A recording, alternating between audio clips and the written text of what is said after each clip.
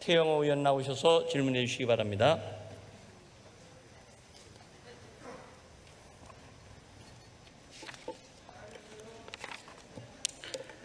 존경하는 국민 여러분, 서울 강남갑 출신 미래통합당 국회의원 태영호입니다.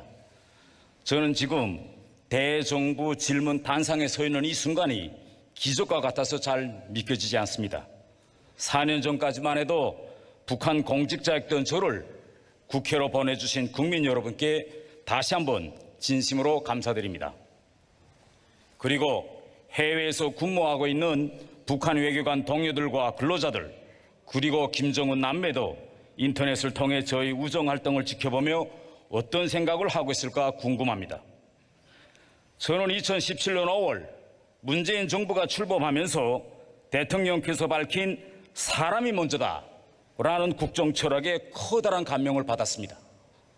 그러나 집권 3년이 지난 지금 문재인 대통령의 국정 철학이 과연 사람이 먼저인지 아니면 대통령이 먼저인지, 대통령의 사람들이 먼저인지, 대통령의 정당이 먼저인지 묻고 싶습니다. 총리님께 질의드리겠습니다.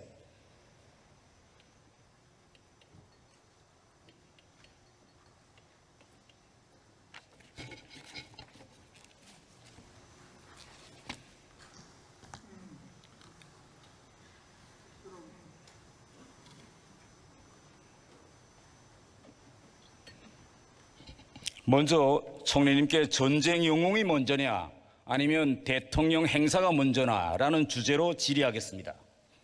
화면 좀 띄워주십시오. 화면 한번 총리님께서 좀 봐주십시오. 혹시 여기 저 사진 보신 적이 있으십니까? 처음 봤습니다. 처음 보셨습니까? 예. 전쟁에서 전사한 영웅들이 고국에 도착하는 순간 오바마 대통령이 조용히 비행장에 나가 그들을 맞이하는 장면입니다. 화려한 의식은 없었으나 전사한 영웅들의 진심을 표하는 대통령의 마음을 그대로 보여주는 장면이라고 생각합니다. 제가 2016년 여름 대한민국의 품에 안길 때가 생각납니다. 비행기 창밖으로 시야에 들어오는 대한민국을 바라보면서 아는 사람 한 명도 없는 이 나라에서 누가 어떻게 나를 맞아줄까 궁금했고 이런저런 생각들로 마음이 대단히 불안했습니다. 하지만 대한민국 땅에 첫 발을 디디는 순간 평생 저는 처음 보는 분들이 저를 와락 품에 껴안고 대한민국에 오시기를 정말 참 잘하셨습니다. 이 말 한마디에 뜨거운 눈물을 흘렸습니다. 야, 이렇게 쉽게 올 수 있는데 왜 진작 오지 못했을까라고 생각했습니다. 지난 6월 24일 6.25 전쟁 영웅 147명의 유해가 70여 년 만에 조국 땅에 도착했습니다. 제 인생보다 더 긴 시간 조국으로 돌아올 날만을 기다린 분들입니다. 그 순간 우리 공항에서 그분들을 누가 혹시 맞았는지 총리님께서는 아시고 계십니까? 아마 당연히 그 보훈처와 군에서 맞이하셨을 거라고 생각을 하고, 제가 알고 있기로는 그 이틀 뒤입니까? 그 대통령께서 그 제대로 예우를 하신 것으로 그렇게 기억하고 있습니다. 제가 알기로는 실무자급 직원들이 나와서 유해를 맞이했다고 합니다. 제가 행사 관계자와 통화해보니 굳이 다음날 행사가 있는데 나갈 필요성이 없었다고 답했습니다. 정말 참담한 이야기입니다. 총리님, 아무리 다음날 행사 계획이 있었다고 해도 적어도 국방부 장관이라도 나가서 유해를 맞이했어야 하는 게 아닙니까? 대통령 행사를 위해 전쟁 영웅들의 유해가 하루 동안 비행기에서 방치됐다고 합니다. 저는 이 한 가지 사실을 통해 전쟁 영웅들보다 대통령 행사를 먼저 생각하는 우리 정부의 국정 철학이 느껴집니다. 저는 총리께서 대통령과 정부를 대표해서 국민들과 유족들 앞에 이제라도 사과하는 것이 도리라고 생각합니다. 이 자리에서 사과하시겠습니까? 예, 좀 더 세심한 주의를 기울여서 이런 지적을 받지 않도록 했어야 되는데 하는 안타까운 마음이 있습니다만은 정부의 당국자들이나 또 물론 문재인 대통령께서도 그 유해를 쉽게 생각하거나 예우를 제대로 하지 않을 생각으로 그런 것은 아니다 해서 이렇게 대신 제가 그 말씀을 드리겠습니다. 예, 저의 타임 질의도 역시 전쟁 영웅이 먼저냐 아니면 대통령이 먼저냐라는 주제로 이어가겠습니다. 백선엽 장군께서 별세하신 후 광화문에서 시민들이 백선엽 장군 분향소를 직접 차리고 예우했습니다. 사흘간 무려 10여만 명이 추모했다고 합니다. 그런데 지금 서울시에서 변상금을 물린다고 합니다. 총리님께서 혹시 들어보셨습니까? 처음 듣습니다. 만약 변상금을 물린다면 어떻게 하시겠습니까? 우리 대한민국은 법치국가이기 때문에 모든 이 행정 절차는 법과 제도에 의해서 이루어지는 것이기 때문에 그 법과 제도가 온당한 건지 그렇지 않은 것인지 또 이 서울시가 다른 재량을 가지고 있는지 없는지 종합적으로 판단해 볼 일이라고 생각합니다.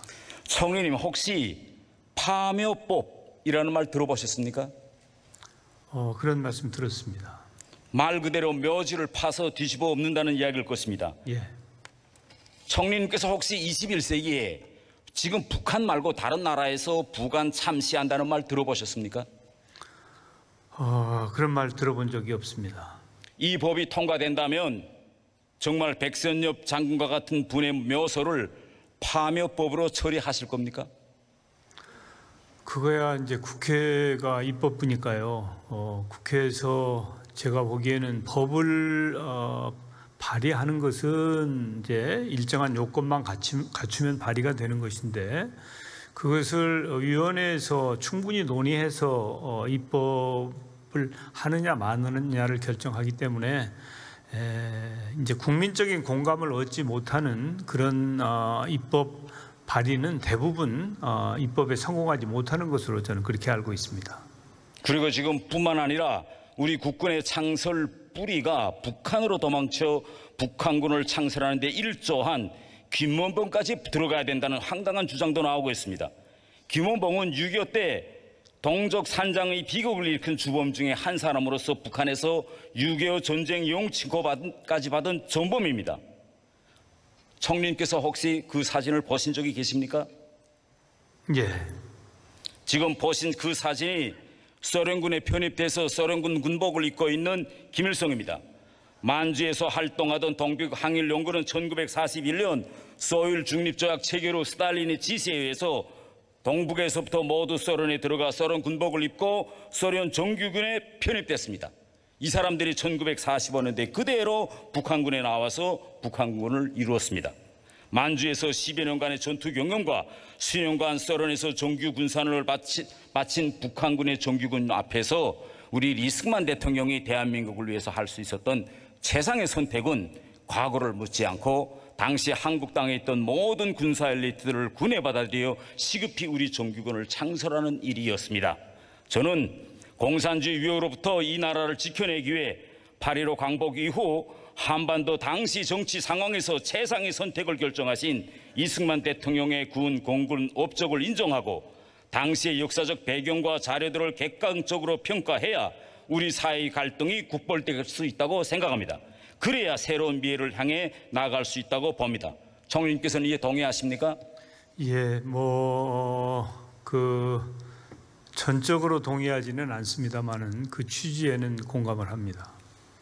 다음 질의는 우리 국민의 자존심이 먼저냐 아니면 김정은의 자존심이 먼저냐는 주제로 하겠습니다. 북한 김여정이 지난 6월 16일 개성 남북 공동연락사무소를 폭파하였습니다. 이날 우리 국민의 자존심과 대한민국의 국격이 한순간에 무너졌습니다. 연락사무소 폭파 행위는 명백히 우리에 대한 공격 행위인데도 불구하고 대통령은 겨우 실망스럽다는 말밖에 없었습니다. 총리님, 한번 상식적으로 생각해 봅시다. 정부가 주장하듯 우리와 북한과의 관계가 앞으로 정상적인 국가관계처럼 발전되어야 한다면 북한이 마치 선전포고와 같은 짓을 자행했는데 적어도 유엔 안보리사회 같은 데 상정시키고 국제사회에 알려 북한의 무자비한 도발을 단죄하는 것이 정상국가로서 해야 할 일이 아닙니까? 어떻게 생각하십니까? 북한의 연락사무소 폭파는 참으로 잘못된 일입니다마는 그것을 어떻게 처리할 거냐에 대해서는 종합적으로 판단할 일이라고 봅니다. 저는 남북 공동 연락사무소 폭파에 대해 웅당 북한으로부터 사과를 받아내서 우리 국민의 자존심을 세워주어야 한다고 생각합니다. 앞으로 남북 대화가 재개되면 북한으로부터 유감이나 사죄를 받아내시겠습니까? 그런 노력도 필요하다고 생각합니다. 그리고 총리님, 현재 임종석 전 대통령 비서실장 이사장으로 있는 남북경제문화협력재단이 법원에 공탁한 대북 저작권료, 즉 김정은 정권에 넘겨줄 돈입니다. 21억 원 정도 된다고 합니다. 북한이 우리의 재산을 폭파했는데 상징적으로 이것부터 압류 조치해야 된다고 생각되지 않으십니까? 어떻게 생각하십니까? 예, 아직 검토해 본 적이 없습니다. 혹시 총리님께서는 지금까지 우리 역대 정부가 북한에 주었다가 받지 못한 차관이 얼마나 되는지 아십니까? 금액은 정확하게 모르겠습니다만은 그런 부분이 있습니다. 1조 617억 원이라고 합니다. 그리고 우리 정부에서 무상으로 북한에 제공한 차관, 무상 차관입니다. 이것까지 합하면 2조 7천억 원이 넘는다고 합니다. 우리 대한민국 전체 4년제 대학 270여만 명의 학생들이 등록금 없이 한 학기를 다니고도 남을 만한 어마어마한 금액이 북한으로 넘어갔습니다. 북한에 꽂은 돈 받지 못하고 또 돈 갚으라는 말 한마디도 하지 못하는 정부가 앞으로 새로운 남북 경제 협력이 시작되면 우리 경제를 살릴 것이라고 하는데 이러한 주장에 동의하십니까?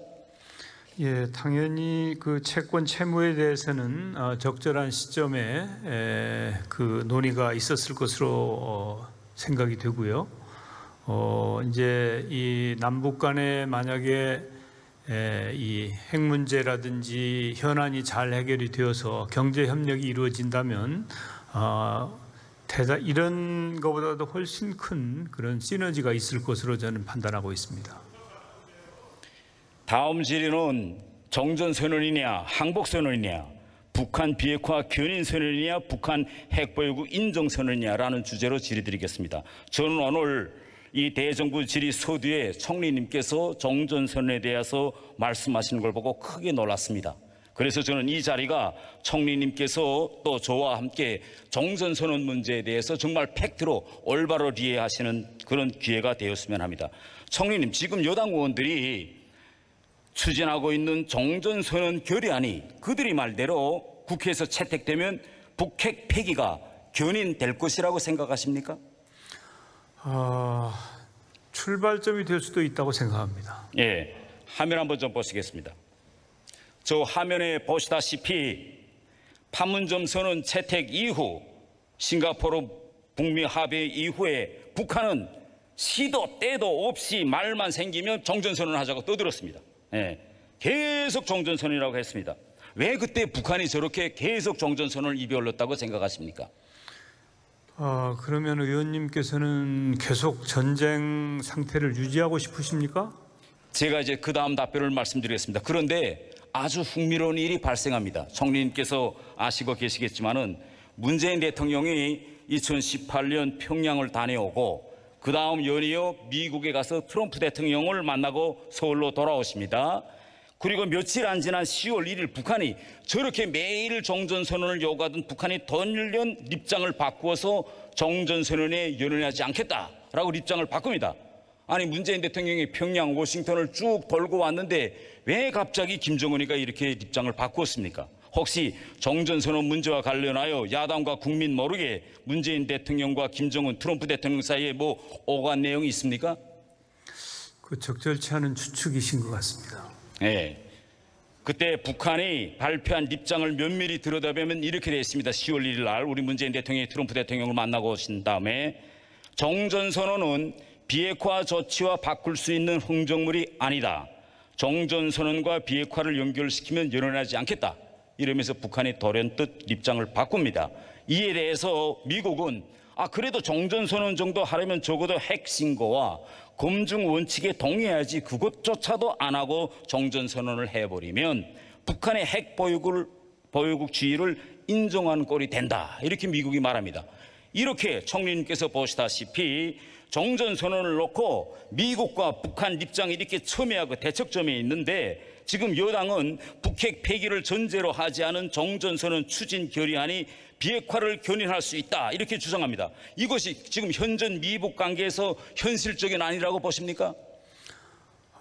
종전선언과 비핵화는 이제 좀 다른 사안이고요. 남북 간에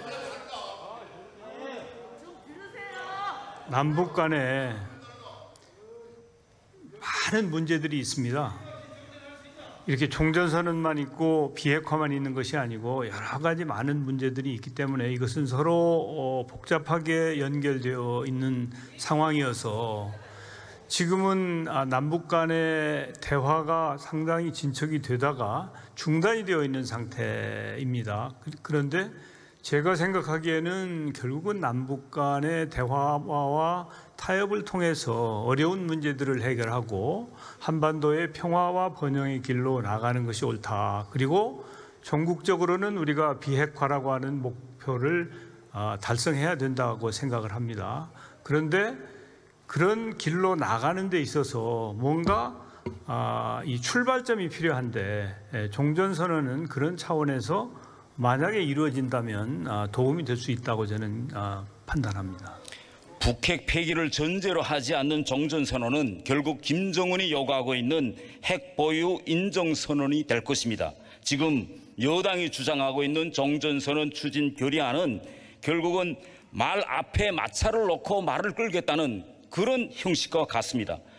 북핵 폐기 내용도 없는 종전이라는 선물을, 그것도 북한이 금방 남북 연락소를 파악한 며칠 이후에 이러한 견해를 발휘해야 한다는 것은 종전선언이라는 이런 선물을 김정은 남매에게 가져다 바치던 것으로서 김정은 남매의 그러한 행포에 굴복하는 항복밖에 볼 수 없다고 생각합니다. 감사합니다. 예, 종전선언을 논하는 것은 그것은 북한 당국이나 김정은 위원장을 위해서가 아니고 우리 대한민국 국민을 위해서 그리고 한민족을 위해서 그런 논의를 하고 있는 것입니다. 그 점을 태 의원님께서는 참작해 주시기 바랍니다.